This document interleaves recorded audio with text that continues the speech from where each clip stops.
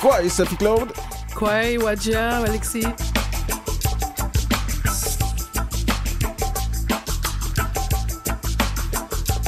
Hey, Sophie-Claude, on n'a pas encore changé le nom pour Kwai Wadja. Je pense que ça va être la prochaine étape. Aujourd'hui, on reçoit une artiste multidisciplinaire qu'on a déjà eu la chance d'accueillir à notre émission Soleil Launière. Elle a lancé son premier disque. Ah, ça va être vraiment excitant. J'ai hâte de parler avec Soleil. Mais en premier, on reçoit Tania Sirois, qui est la directrice générale du regroupement des centres d'amitié autochtones du Québec, qui a un parcours impressionnant et qui vient nous parler aussi des initiatives en logement que le regroupement a en ce moment. Donc, quoi, Tania? Quoi à vous deux? Ouais. Donc, toi, tu es une Inou, si je comprends bien, si j'ai vu mes notes selon ton parcours, tu es une Inou de Pessamit. Ben tout à fait. Je suis Inou. Ma mère est Inou de la communauté de Pessamit. Mon père est québécois. Donc, je fais partie des Premières Nations qui sont nées dans la ville. Donc, je suis née à Bécomo en 1980 et j'ai toujours grandi dans les milieux urbains. Mais ça m'empêchait pas d'aller Bécomo et Pessamit. On parle de 40 minutes là. Ouais, donc c'est à côté. c'est à côté. Donc, mes grands-parents étaient à Pessamit. J'avais de la famille à Pessamit. Mon frère a vécu longtemps à Pessamit. Donc, ce lien-là avec la communauté a toujours été. Donc, j'avais un deuxième chez moi qui était dans la communauté. Donc, j'ai passé des étés là et tout ça. Donc, quand on parle des Premières Nations en milieu urbain, ben il y a une génération qui est née en milieu urbain. Oui, j'en fais partie. Moi, à Val-d'Or, c'était le centre d'amitié autochtone qui m'a grandement aidé à garder un lien avec ma culture autochtone. Toi, tu avais la chance d'avoir ta communauté pas trop loin puis pouvoir y avoir accès. J'imagine que l'ouverture récente d'un centre d'amitié à Bécomo dans ton patelin, ça a dû être un grand moment de fierté pour toi. Tout à fait. Ça a toujours une belle signification, l'ouverture d'un centre d'amitié dans une ville. Mais c'est sûr que je vous cacherai pas que une ouverture du futur centre d'amitié autochtone de Manicouagan, il portera ce nom-là.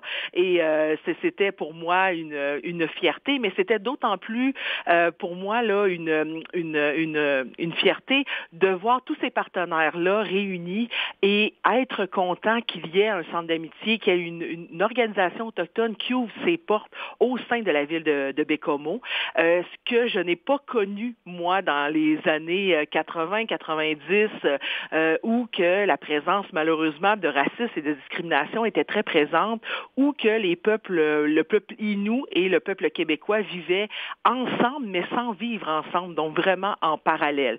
Donc, effectivement, oui, j'ai eu ma communauté qui n'était pas trop loin, mais un centre d'amitié aurait permis d'avoir dans ma propre ville un lieu où qu'on aurait pu se rassembler et qu'on aurait pu vivre encore plus sa culture et aussi de sensibiliser les partenaires et les gens qui habitent Bécomo sur les réalités autochtones. Et donc, Tania, pour faire suite à ce que vous expliquez, est-ce que vous pensez que depuis l'arrivée du Centre d'amitié autochtone, il y a une plus grande réceptivité de la part des non-autochtones à l'égard des populations inoues de la Côte-Nord? Ben, je peux l'expliquer un peu comme ça, puis c'est ça la beauté de vieillir, je vais le dire comme ça. Je suis pas à bout d'âge, mais c'est de voir des fois dans ma tête, il y a une ligne de temps qui se trace et il y a des événements qui font en sorte que la réalité entre les Québécois et les Premières Nations au Québec, elle a évolué. Malheureusement, des fois ça évolue, c'est dans n'importe quelle société, là, quand il y a des grands changements, c'est à cause qu'il y a eu une crise ou une tragédie. Donc, juste à penser, en 2016, les femmes autochtones de la région de Val-d'Or qui ont dénoncé des agressions faites par le corps policier ou les corps policiers, là, si on reculait dans le temps. On a juste à penser aussi, malheureusement, au décès de Joyce Echaquan en 2020. Et cette fois-ci, c'était filmé. Donc, ça a été outragieux, même pour la population allochtone.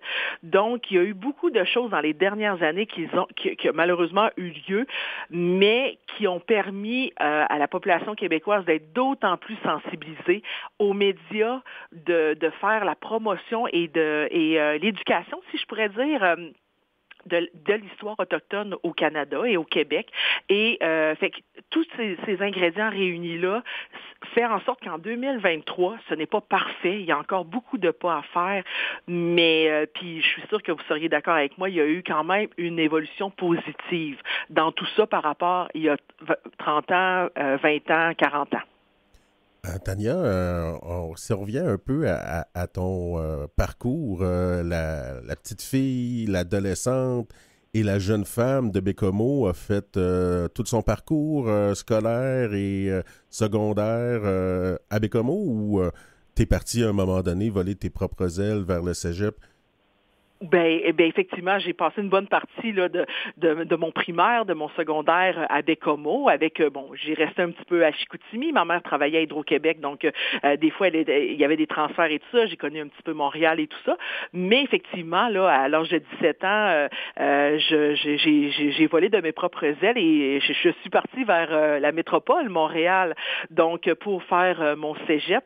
Donc j'ai étudié en évaluation immobilière. Donc OK. de l'immobilier m'intéressait beaucoup. Et ensuite, j'ai connu mon conjoint qui est quelqu'un de Bécomo, mais qui vivait à Québec, qui est alloctone. Et en 2000, j'ai poursuivi mes études à l'Université Laval, où j'ai complété mon bac en administration des affaires pour tranquillement m'emmener à travailler dans le milieu autochtone à Wendake. J'ai travaillé pour une commission au développement économique des Premières Nations et du Québec et du Labrador, où je travaille beaucoup dans les finances et tranquillement faire ma maîtrise en administration publique et tranquillement à l'âge de 32 ans là ça a fait plus de 10 ans que je suis maintenant à la tête là, du regroupement des centres d'amitié autochtones. Tu as commencé en finance comme directrice des finances. T'es arrivé comment au regroupement? Au regroupement, c'était vraiment au niveau là contrôleur financier, donc à l'administration et tout ça. Donc parce que c'était mon dada, ça reste encore un peu mon dada, tout ce qui est gestion, tout ce qui est procédure, tout ce qui est gouvernance et tout ça. Et comment qu'on peut évoluer, tu sais, parce on apprend à l'école beaucoup de savoir occidental. Donc maintenant, comment qu'on peut l'appliquer et ça fait partie de mon travail, ça aussi. Comment que la gouvernance, comment les aînés voyaient la gouvernance dans le temps, comment qu'on peut justement, tout en respectant certaines règles, on n'a pas le choix, on est assujetti à des règles, mais comment qu'on peut donner cette couleur-là et cette compétence culturelle-là au sein de nos instances. Et c'est vraiment ce que je m'efforce de faire là quotidiennement au sein de mon organisation. Ça fait quand même 10 ans maintenant que tu es à la tête du regroupement. Moi, je connais un peu la mission du regroupement, j'ai milité là aussi, mais pour nos auditeurs qui seraient moins familiers, on a reçu des directions de centres d'amitié ici à l'émission, mais le regroupement, qu'est-ce que ça fait, puis c'est quoi sa mission envers les centres d'amitié, puis envers la population en milieu urbain autochtone du Québec? Ben oui, excellente question, parce qu'on sait que les centres d'amitié, eux autres, sont dans l'action, sont dans la prestation de services, tandis que nous, au regroupement, on est une association provinciale, donc il y a six autres associations provinciales comme le regroupement partout au Canada. Donc, chaque province a son association provinciale, donc nous, c'est le regroupement ici, puis nous, on travaille vraiment à agir pour la reconnaissance des droits et des intérêts collectifs des populations autochtones dans les villes. Donc, on fait beaucoup de travaux par rapport à ça, parce que ça ne veut pas dire que tu es en ville, que ce soit de façon permanente ou temporaire, que tu n'as plus de droits ou tu n'as plus de besoins par rapport à ton identité autochtone. Également, là, on travaille très fort avec les différents gouvernements, principalement provincial, vu qu'on a une association nationale qui s'occupe du niveau canadien, mais on essaie de contribuer au développement de solutions concrètes et surtout influencer les politiques publiques là, significativement pour le mieux-être des Autochtones en milieu urbain. Donc, on a vraiment cette partie-là qui agit à titre de représentant, comme beaucoup d'associations provinciales, que ce soit dans le milieu alloctone ou autochtone font. Et bien sûr, là, une fois qu'on arrime le tout, une politique publique atterrit souvent à un programme en particulier, que ce soit en éducation ou en santé. Après ça, on travaille avec les centres d'amitié pour faire descendre ces programmes-là et les transformer en services pour les gens et avoir des retombées concrètes là, par rapport à ça. Fait que ça, c'est notre portion, là. C'est la finalité de notre travail, là, c'est que les familles, les individus autochtones en milieu urbain ont des services qui sont culturellement pertinents et culturellement sécurisants. Il y a des gros centres d'amitié comme celui-là de Val-d'Or qui a des dizaines et des dizaines d'employés, tout un paquet de programmes. Il y a des plus petits centres d'amitié. Moi, je prends les exemples que je connais. Je viens de Val-d'Or, puis c'est là que j'ai commencé à militer avec le centre d'amitié autochtone à Val-d'Or, comme celui-là de Sainte-Terre, qui est, on pourrait dire, plus familial quasiment. Est-ce que une partie de votre mission, c'est aussi soutenir certains centres d'amitié ou des centres d'amitié directement? Oui, tout à fait. On ne veut pas faire à la place parce que chaque centre d'amitié est autonome. Hein? Oui. Puis on est en train de travailler là-dessus, comment qu'on définit notre gouvernance autochtone communautaire, mais en milieu urbain aussi. Donc, on a nos particularités aussi. Donc, ça ne veut pas dire qu'on est en milieu urbain que notre gouvernance n'est pas autochtone. Donc, chaque centre d'amitié est autonome et on les soutient vraiment. Puis effectivement, à différentes échelles, il y a des centres... Il faut dire que le centre d'amitié autochtone de Val-d'Or, quand même, est un des plus gros aussi au Canada. Oui, c'est sûr. En plus, avec l'agrandissement qui s'en vient, ça va peut-être être le plus gros au Canada. Oui, exactement. Donc, c'est quand même une fierté là, de l'avoir dans la famille. Mais aussi, le centre d'amitié prend beaucoup la couleur du milieu. Donc, Val-d'Or, on le sait que, j'appelle ça les métropoles autochtones, que c'est un endroit où il y a beaucoup de mobilité en ce qui a trait les populations autochtones. Donc, la population Cri viennent à l'hôpital, par exemple. Il y a beaucoup d'Anishinaabe aussi. Il y a même des Atikamekw. Donc, ça fait un endroit où c'est un gros carrefour de circulation d'Autochtones. Contrairement à Sainte-Terre, où que là, c'est peut-être, il y a des Autochtones qui sont en circulation, mais peut-être plus au niveau des gens qui vivent là de façon permanente. Beaucoup plus d'aînés aussi à Sainte-Terre. Donc, le centre d'amitié prend la couleur de son milieu. Donc, si c'est appelé à être plus effervescent, plus de demandes et tout ça, fait que le centre d'amitié va être porté à grossir. Donc, on parle à peu près de 100 employés à Val-d'Or, mais comme la TUC, qui est quand même un milieu qui est quand même très effervescent aussi, on peut parler d'une 50aine d'employés par rapport à ça. Ça, c'est à peu près là, une moyenne, là, un moyen centre d'amitié, moyen gros, on pourrait parler entre 50 et 60 employés. Puis le regroupement va des fois pour les aider à... Est-ce qu'on peut parler même d'aider à rédiger des demandes de subventions ou des choses comme ça? Ou c'est vraiment plus du soutien organisationnel qui va être offert à des plus petits centres d'amitié, par exemple? Oui, ben on offre quand même, on est présent là, pour tous les centres, puis normalement toutes les demandes. Effectivement, des fois, ça nous arrive là, de donner un coup de main dans la rédaction ou dans la réflexion souvent de comment qu'on peut enligner une stratégie de déploiement de services. Ces genres de services-là, on les offrait beaucoup avant, mais maintenant, les centres d'amitié, on a beaucoup investi dans les dernières années, je pourrais dire les 5 dernières années, pour renforcer les capacités organisationnelles, donc renforcer la fondation du centre d'amitié pour qu'ils deviennent à ce moment-là, autonomes. Je veux dire, de faire partie du regroupement, ça fait la force du nombre, donc avoir plus de personnes autour de la table, on peut mieux réfléchir, on a des perspectives différentes, mais on veut s'assurer que le centre d'amitié a les moyens financiers de pouvoir s'embaucher les ressources nécessaires, que ce soit au niveau de l'administration, que ce soit au niveau de l'intervention et tout ça. Fait que oui, on peut aider, que ça l'aide dans la rédaction d'une demande de financement ou d'accompagner un centre dans sa stratégie de relations publiques ou politique, de voir comment il peut mettre en œuvre dans sa région telle ou telle stratégie.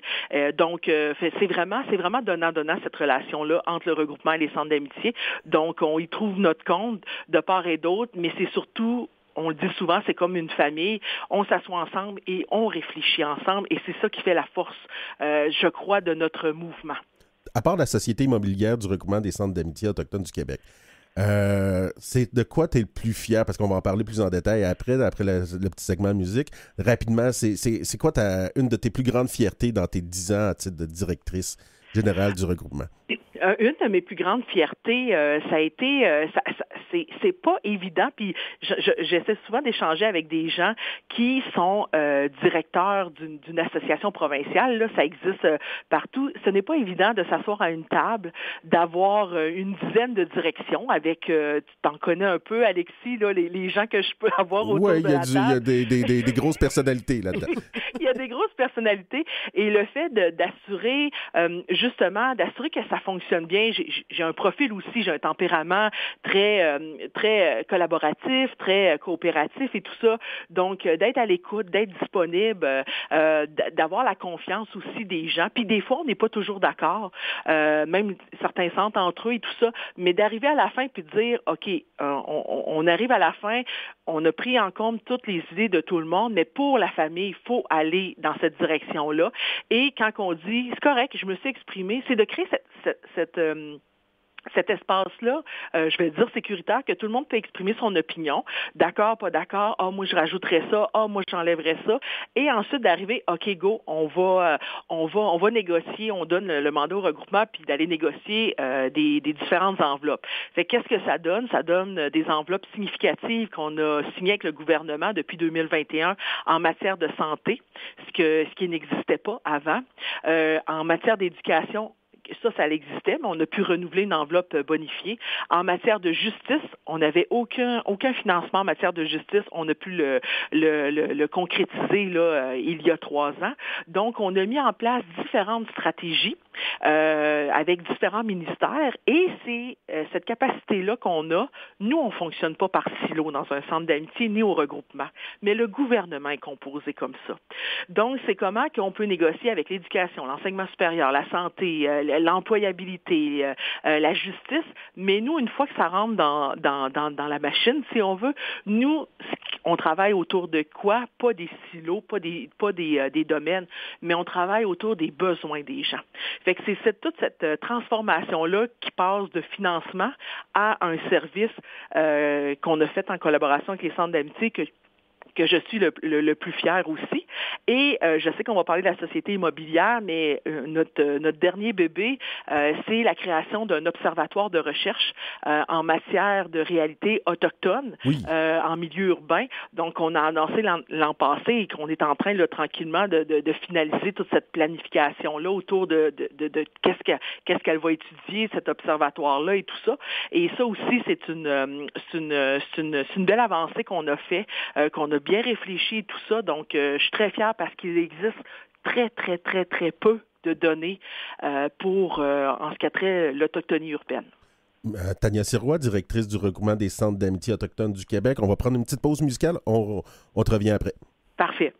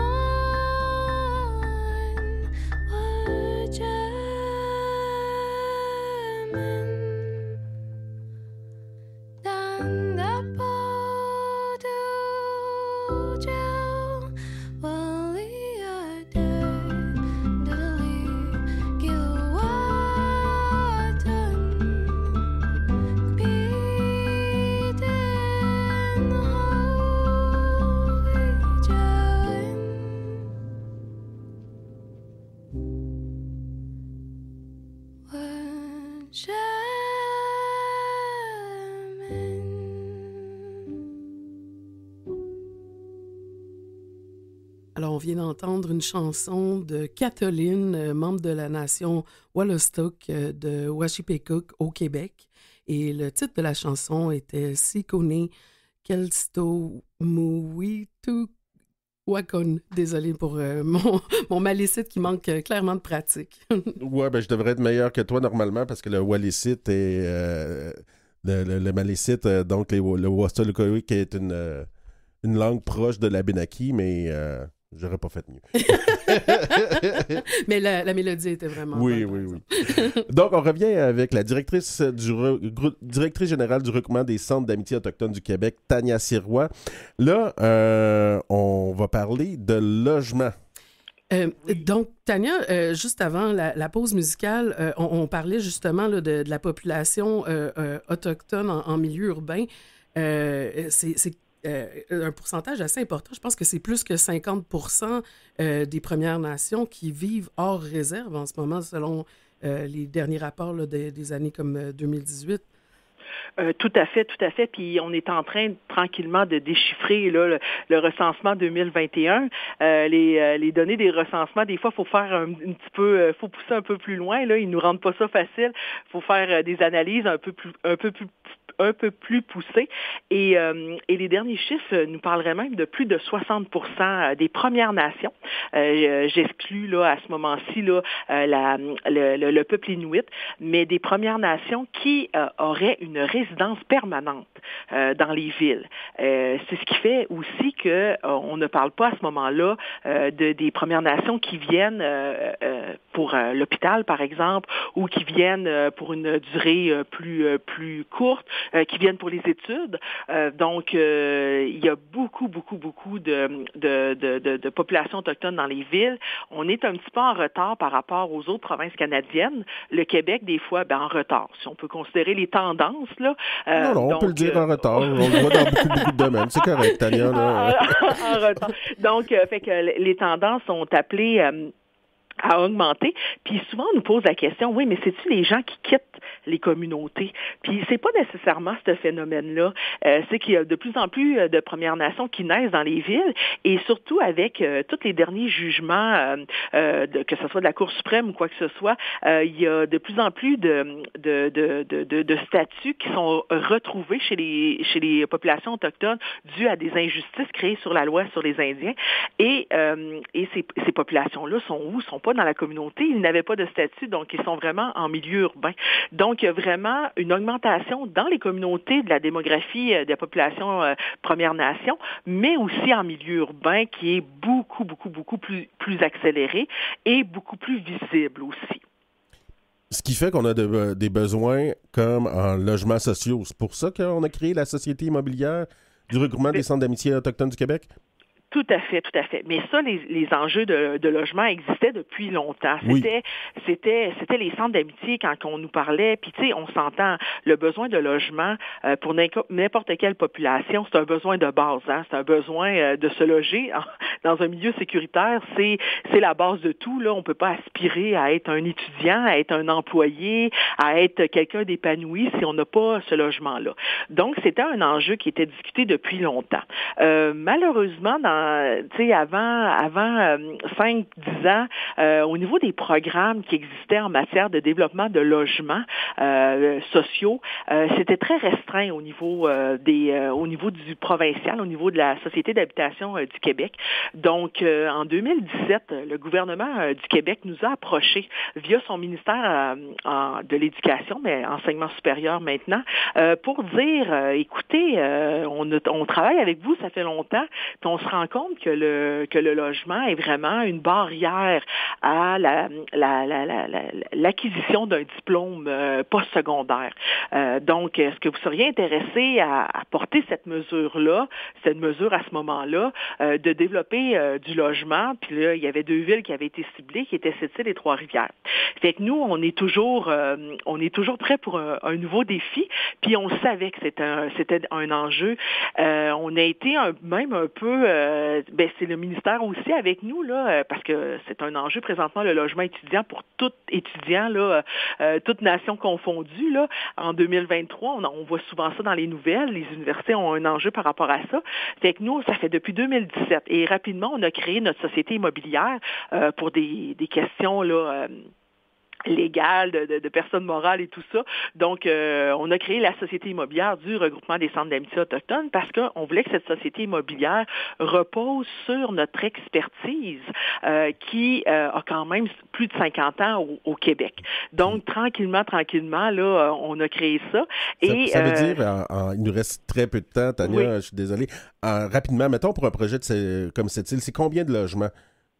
C'est 32 logements. 32 logements, ça veut dire 32 familles qui vont avoir une place pour se loger, pour être en mesure d'aller à l'école. Puis pour un projet comme Trois-Rivières, on parle de combien de logements? 42, autour de 42 logements. Je pense qu'ils en ont ajouté là, dans les plans, là, peut-être autour de 44, là, mais on parle de, on va dire une quarantaine. Puis une quarantaine de logements. C'est des CPE qui sont adjacents. C'est tout un milieu de vie aussi qu'on crée en même temps.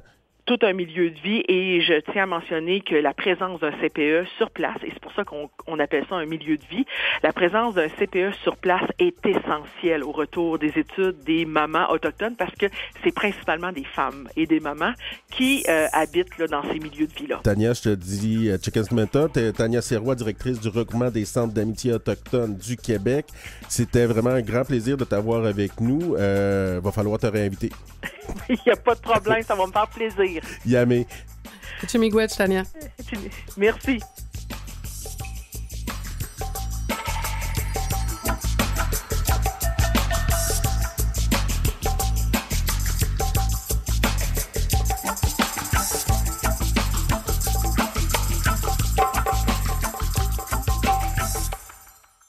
Vous écoutez Kwe Bonjour avec Alexis Wawanoloat et Sophie-Claude Miller. On passe à la culture maintenant. Un super bel album que j'ai eu la chance d'écouter quelques extraits avec la lumineuse Soleil Launière. Quoi, Soleil? Oui, ça va bien? Oui, ça va bien, toi? Oui. On est vraiment excités de t'avoir au micro aujourd'hui. Soleil, tu es une artiste multidisciplinaire Innu de Mashtoyats. Et donc, ton nouvel album, ton premier album en plus, ça fait quand même déjà un bout de temps que tu es sur la scène, mais là, ça s'appelle, je veux bien le prononcer, mais Tao, c'est comme ça qu'on prononce? Taweo, oui. Taweo, OK, parfait, merci beaucoup. Et donc, pour travailler sur cet album-là, tu as travaillé avec Joséphine Bacon, qui était aussi ton enseignante d'Innu Aimun, la langue Innu. Pourquoi est-ce que c'est important pour toi de travailler avec Joséphine Chouépine?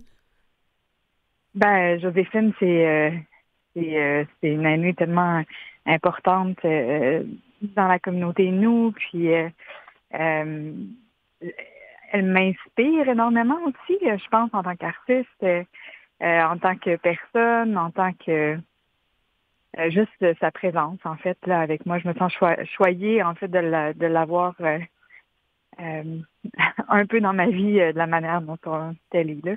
Tu as décidé de lui faire une place importante à Joséphine sur ton disque en la mettant de l'avant dès la première chanson. Oui. Je trouvais ça important, en fait, de commencer. Je commence avec Joséphine, avec l'aînée, puis je finis avec l'enfant, en fait, qui était dans mon ventre au moment où j'ai fini d'enregistrer l'album. Donc, juste de sentir le cycle de ça, de commencer par l'aîné puis de finir avec l'enfant, pour moi, ça, c'est important de sentir la multitude de générations, puis l'importance de ces deux voix-là, en fait. Puis, la première chanson parle du fait qu'on n'est pas plus haut que la nature, mais aussi on n'est pas oublié. Je pense que ça amène aussi l'égalité puis l'importance de toutes les voix dans toutes leurs générations. Voilà. Il y a quelque chose dans les chansons, les extraits en tout cas que j'ai pu entendre, de mystique dans ton approche, je dirais même spirituelle. Est-ce que c'était l'intention ou c'est moi qui n'ai pas bien lu ta musique ou qui n'a pas bien écouté ta musique? Ben, je ne sais pas si c'était l'intention, mais je pense que à travers mon art en général, je suis très dans malgré moi, ça va dans le rituel, puis dans quelque chose qui est proche qui est très spirituel, veux pas. Je pense que ça fait partie de moi vraiment fort, donc ça rayonne dans les chansons, ça n'a pas le choix, là. Comme dans mon art en général, je pense que ça a toujours été présent, que je le choisisse ou non, en fait. Puis le fait, on se cachera pas, là, tu mentionnais d'entrée de jeu que tu attendais un enfant lors de la création de cet album-là.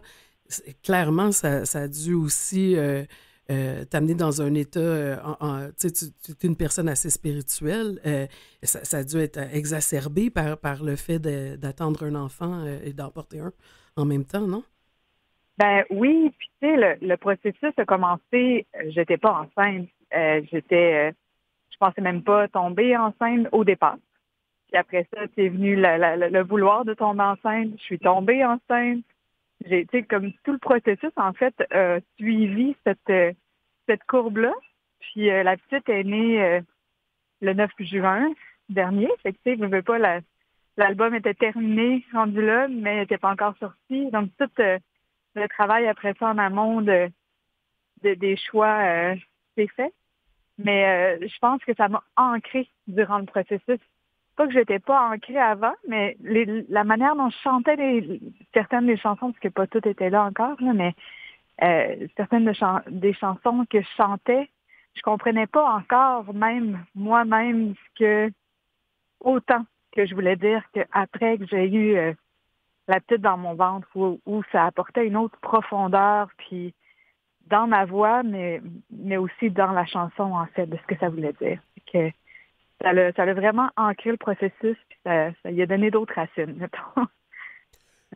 Je vois qu'il y a plusieurs personnes qui ont participé à ce disque-là. Joséphine Bacon, on en a parlé, Geneviève Touplein, Chloé Lacasse, Vincent Carrier, Alter Ego, Queen de Belen Queen, qui est d'origine haïtienne, Saline Chenois Spar, je m'excuse si je le prononce pas comme il faut. D'autres noms qui sont, j'imagine, berbères. T'as voulu... c'est toi que ça te représente de faire exploser à quelque part les frontières culturelles, que ce soit dans une certaine autochtonie, mais aussi mondiale? Ouais, ben c'était dans les premiers, comment dire, les premières choses que je voulais, en fait, par rapport à cet album-là, c'est d'apporter la vision féminine surtout, là. C'est sûr qu'il y a des hommes, des gens qui se représentent masculines dans ces gens-là, mais en soi, juste d'avoir plusieurs voix féminines qui se tiennent ensemble, qui avancent ensemble, pour moi, c'est important. Puis je pense que c'est avec de sentir cette collaboration-là, pour moi, c'est important aussi. J'aime collaborer, j'aime ça travailler avec les gens, j'aime ça je pense pas que j'aurais pas pu arriver à ce résultat-là, c'est certain, sans l'apport puis la présence de tous ces gens-là sur l'album. Ouais. Pour moi, ça, c'est important. Enlever les frontières puis parler ensemble. Mais justement, quand tu dis enlever les frontières et parler ensemble, est-ce qu'il y a une raison en particulier pourquoi tu es allé vers le peuple berbère? Est-ce que c'est quelque chose qui t'intéressait depuis longtemps ou ça a été plutôt une coïncidence qui s'est présentée sur ton chemin? C'est une coïncidence qui s'est présentée sur mon chemin. Puis c'est une belle coïncidence. C'est vraiment... on était supposé au départ de collaborer avec des gens d'un autre peuple que à cause des trucs de COVID, voyages, etc., ça s'est pas passé. Puis le réalisateur de l'album, Simon Walls, allait enregistrer l'album de Taroa Mteneri, qui est sur l'album,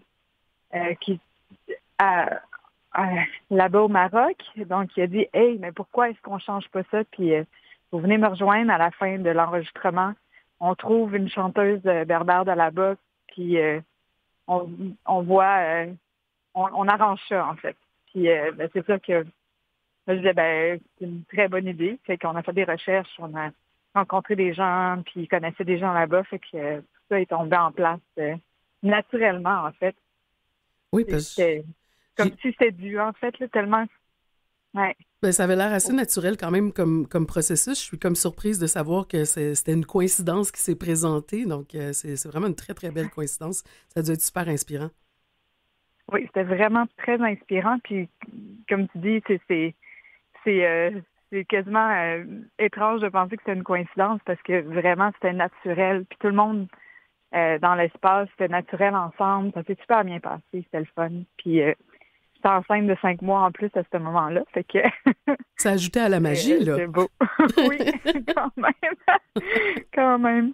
Dans ton arbre créatif, on voit que tes branches peuvent aller jusqu'à chez les berbages avec les amazighes et tes racines sont importantes, comme dans la pièce Piekugami.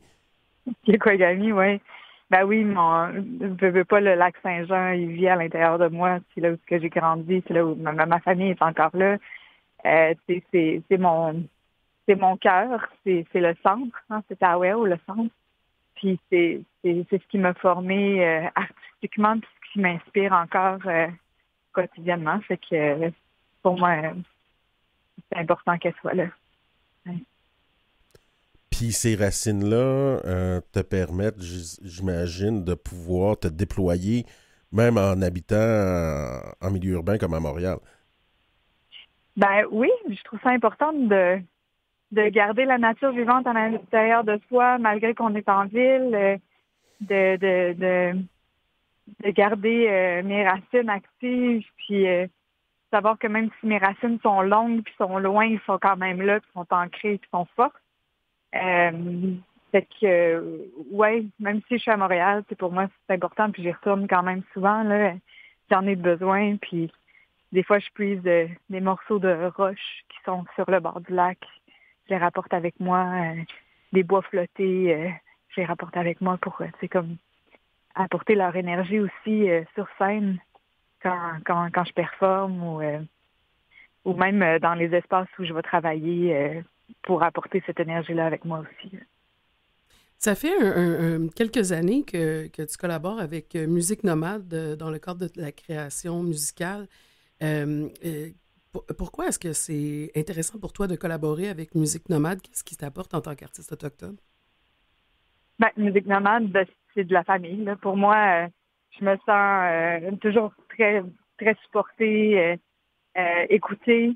J'ai pas besoin de m'expliquer aussi. C'est tellement important dans un processus de travail de ne pas avoir besoin de s'expliquer. Puis ils me font confiance. C'est la confiance qu'ils ont entièrement à ma vision. Tu sais, je me suis pas dit en faisant l'album, moi je veux vendre le plus de disques possible, puis que ce soit ça. Non, je me suis dit, je veux faire ce que j'ai envie de faire. J'ai envie d'apporter ma vision de l'avant. J'ai envie d'éclater justement les frontières, puis juste m'exprimer. Puis Musique Nomade m'a toujours supporté là-dedans. Ils m'ont suivi dans ce que je voulais faire. Puis c'est extrêmement important d'avoir ça, c'est d'avoir des gens qui ont confiance en toi, puis en qui tu as confiance aussi. C'est je sais qu'ils sont là pour moi, qui m'écoutent. C'est important. Puis cette confiance-là, ça va ils t'écoutent, ils sont là. Eux, j'imagine que ce genre de collaboration-là qui est basée sur la confiance te permet de pouvoir continuer à te déployer non seulement dans la musique, mais aussi dans tout ton autre art. Tu es une artiste multidisciplinaire, donc d'avoir justement confiance en une organisation qui fait plus de musique, ça doit te mettre en confiance de pouvoir te dire, je peux continuer aussi à faire puis à me concentrer sur plus qu'une forme d'art. Oui, ben oui, c'est sûr. Il y a personne qui me bloque dans ce processus-là, mais au contraire, il m'encourage à aller vers ça. Puis, ça se démontre bien sur scène aussi quand on va faire le spectacle ou quand on le fait. C'est que je peux mélanger leur performance à la musique. Puis, tout ça se marie bien, puis ils font confiance aussi là-dedans. Puis, je peux entièrement déployer toutes mes branches, comme tu dis. Tu as choisi Mickey Ottawa pour la pochette de ton album. Est-ce que t'aurais pu aussi décider de prendre une de tes propres œuvres ou de t'exprimer par un moyen visuel. Pourquoi c'est important d'aller chercher la vision de l'artiste atikamekw Mickey Ottawa? J'aurais pu, je pense pas que je suis... même si je fais de l'art visuel, je pense pas que je suis au niveau de Mickey, là. J'aime beaucoup son œil artistique, son écoute, puis elle apporte toujours c'est pas la première fois que je collabore avec Mickey. Je trouve toujours qu'elle apporte un angle que j'avais pas vu sur les sujets que j'ai envie d'apporter de l'avant. Puis j'aime beaucoup son point de vue, j'aime beaucoup j'aime son art, là, on va dire. J'aime beaucoup son art. Puis je pense que c'est le fun aussi que ce soit différentes voix autochtones qui expriment ce qu'on veut exprimer. Donc, c'est encore là un désir d'ouvrir puis d'aller voir plusieurs voix, en fait, là, pour cet album-là.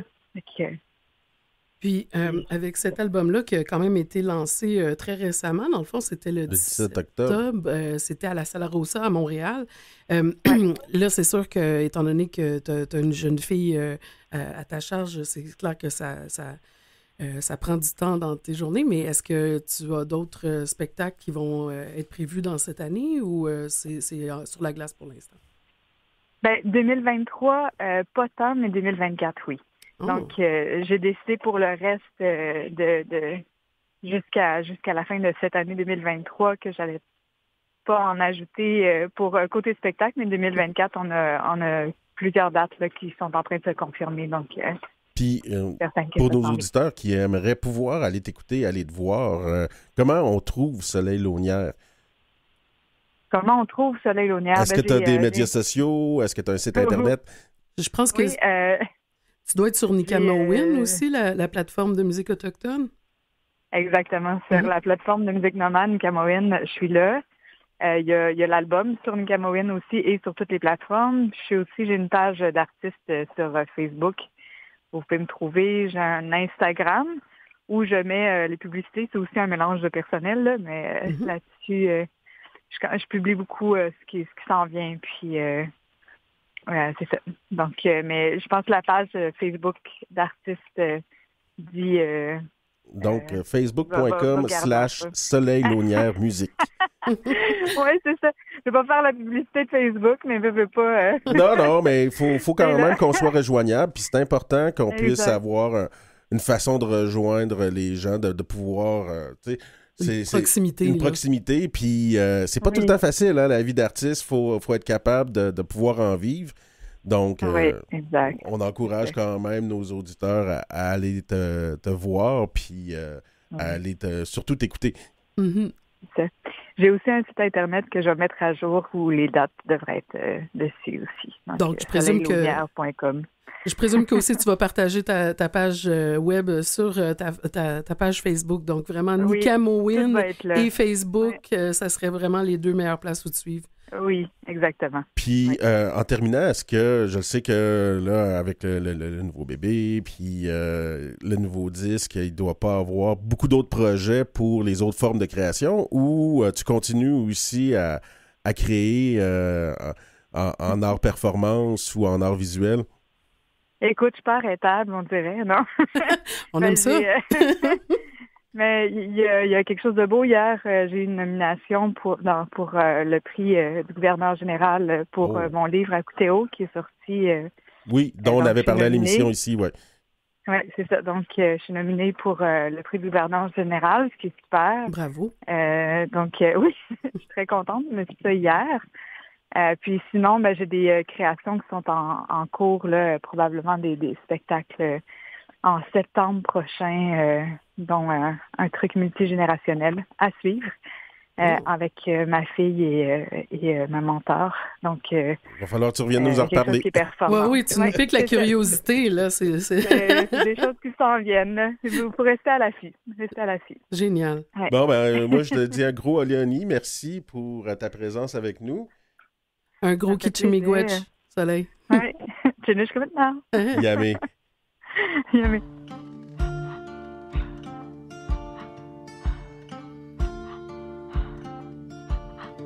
Je me transforme nourrit la faune, mes racines corps creusent la terre. Je suis unie au territoire, je déconstruis toutes les frontières. Ouais, yeah, ouais, yeah. Ouais, yeah, ouais, yeah, ouais, yeah, ouais. Je ne suis pas ton acronyme, je ne finirai plus jamais d'être un corps flottant dans une mer qui me portera, toi peut-être. Ouais, yeah, ouais, yeah, yeah. Ouais, yeah, ouais, yeah, ouais, yeah, ouais. Je suis vivante, même sous terre. Je suis criante, même sans. Je suis vivante, même sous terre. Je suis criante, même sans. Je suis criante, même sans air.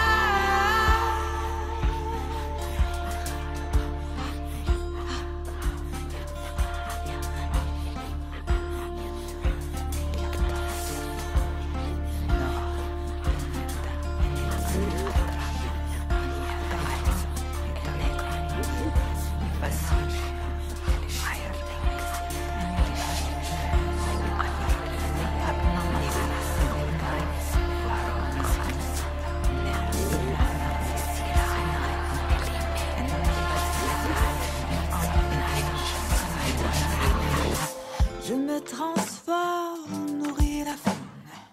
Mes racines corps creusent la terre.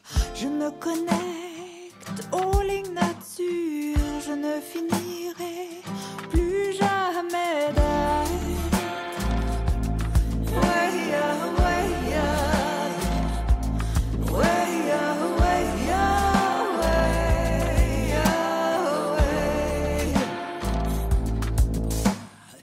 Je suis vivante, même sous terre. Je suis criante, même sans. Je suis vivante, même sous terre. Je suis criante, même sans. Je suis criante, même sans air. Je suis criante, même sans air.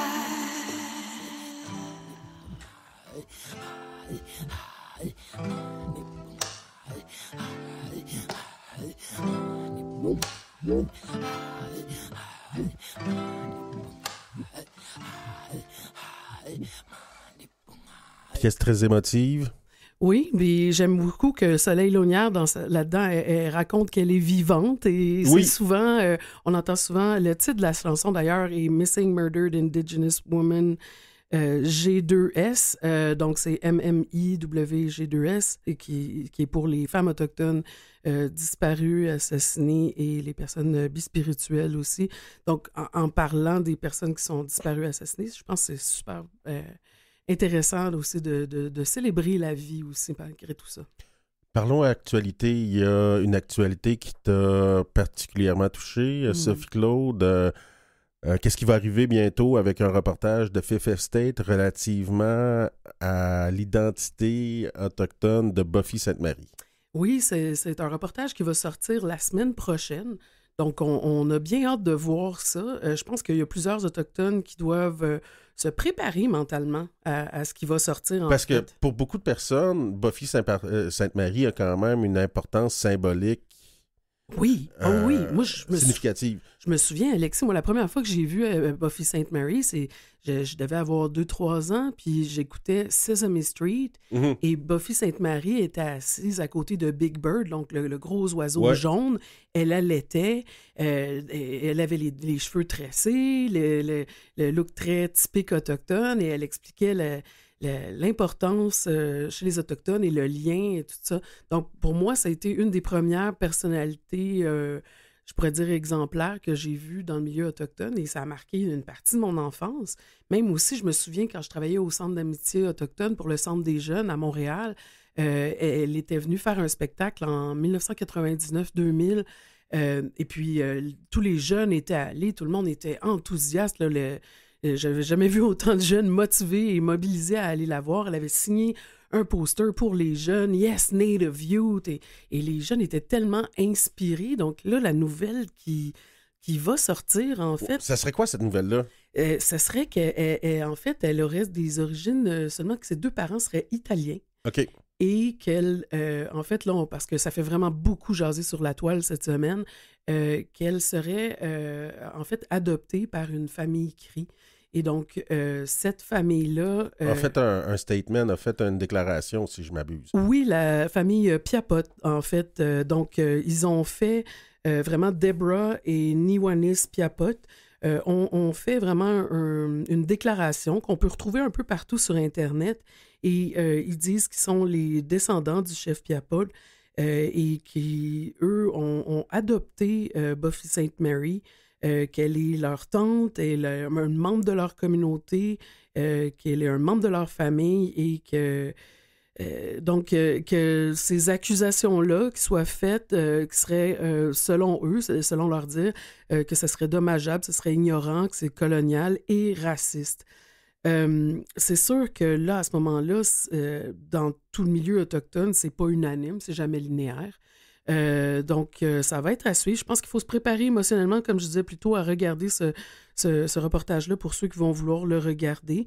Je pense que c'est le sujet de plusieurs discussions. Est-ce qu'on peut être autochtone parce qu'on est adopté ou est-ce qu'on doit mentionner nos origines et plutôt être un allié à ce moment-là? Je pense que c'est des questions qui se posent et qui enflamme le cœur de plusieurs autochtones et la toile. Puis avec tout le débat sur les Pretendiennes ou ces personnes-là qui s'approprient une culture sans nécessairement avoir de lien, ça vient alimenter la réflexion. Sans vivre les traumas aussi. Ouais. Là, je regarde, moi, je suis une survivante intergénérationnelle de pensionnat pour Indiens, donc ces personnes-là qui arrivent sans nécessairement tout ce bagage traumatisant-là n'ont pas nécessairement vécu ces choses-là, et donc ouais. On vient dire aussi que ces personnes-là peuvent prendre une place qui ne leur revient pas. Ça nous a pris tellement de temps à avoir de la place. Là. Écoute, Alexis, moi, je me souviens dans les années 90, on était C'était pas hot, c'était pas cool, là. C'était pas trendy, autochtone. J'ai déjà eu un CV où est-ce que c'était seulement... Je mentionnais jamais que je travaillais pour des places autochtones. Je disais tout le temps un centre de jeunes autochtones, mais je disais juste un centre de jeunes dans le centre-ville. Un refuge pour femmes, mais je disais pas le refuge pour femmes autochtones. Je disais un refuge dans le centre-ville juste pour travailler dans un resto, là. Ouais. Donc, là, maintenant, il y a vraiment quelque chose de différent qui vient. Et c'est vraiment... On a travaillé tellement fort pour avoir une place.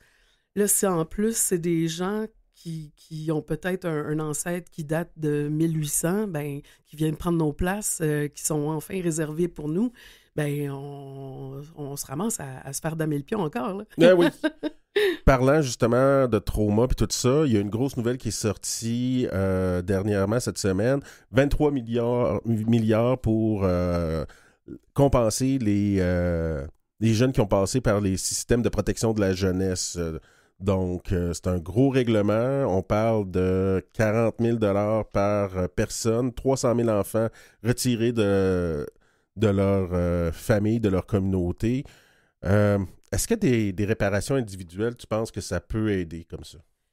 Moi-même, je suis allée en famille d'accueil quand j'étais plus jeune, de l'âge de 13 ans jusqu'à 17 ans.